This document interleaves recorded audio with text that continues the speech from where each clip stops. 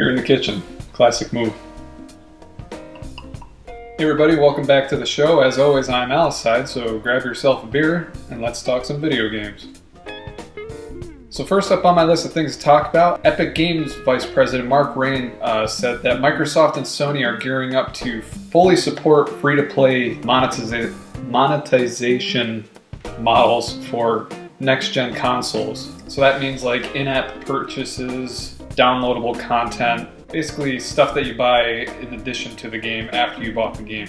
So this it left me with more questions than it did answers, because this leaves me wondering what the pricing scheme of future games will be. It also makes me wonder whether we're going to be getting actual completed games. I know that's always a worry when you're talking about downloadable missions and extra stuff. So this is kind of a big question mark. He did say that Microsoft and Sony have told developers to be aware that this is now a viable option for them. Obviously, it's still going to be up to the developer whether they pursue that or not. So we're probably going to be seeing some different methods of them divulging video games to us in the future. What that means for us, the gamer, can't be too sure yet. I always feel like I drink a lot faster when I'm standing up. I don't know if any of you experience that problem too. But it's my birthday, so I can drink as much as I want, right? Alright, next up on my list of things to talk about, I saw in the news, and I'm sure everybody else did out there, EA has acquired the exclusive licensing rights to publish Star Wars games in the future. I think Disney contacted EA about it. I'm not sure where the conversation started. But according to EA Labels president Frank Gibeau, we'll go with Gibeau.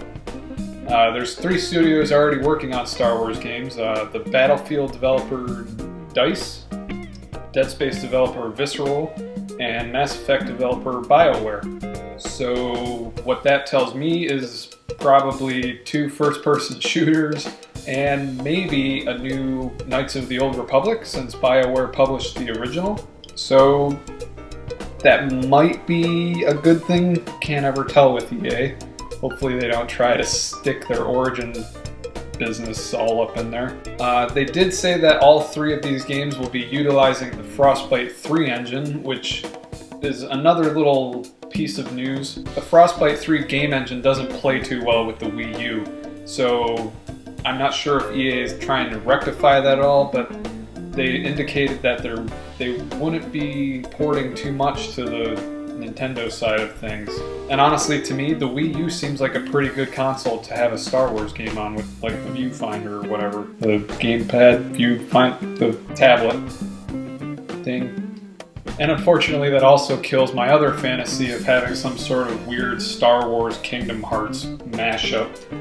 I'm not sure how that would have ever happened or worked, but one can dream, right? And lastly, on my to-do list, or to-talk list, I guess, Watch Dogs.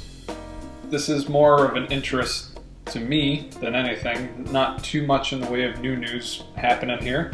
But if this game isn't on your radar yet, it definitely should be. It's the first in a while that I've actually been excited about. The main character himself is going to be this seedy hacker type, and he uses his smartphone to hack into other people's phones, or he can even control traffic stoplights. And that seems like a really cool idea to me. Ubisoft said that they developed a new game engine to run everything, and so far it looks amazing. If the game itself is actually going to be running as smoothly as the scenarios that they've prepared for like media and press conferences and stuff, this is going to be, I think, a contender for Game of the Year. Can I even talk about that yet? Are we close enough? I think I can, right? But like I said, this is only if the gameplay itself matches up to what they've shown so far. We haven't seen any actual missions, and I'm not sure if anybody's gotten the chance to put their hands on the game and play through like that tutorial or little club scenario that they've shown over and over again.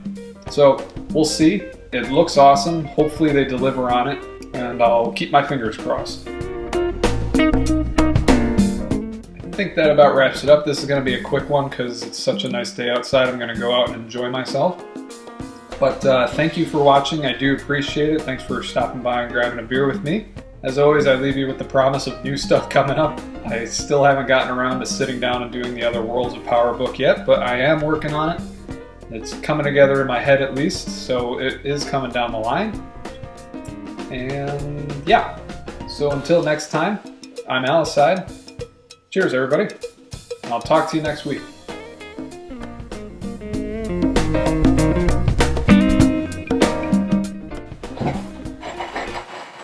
Now it's time to eat.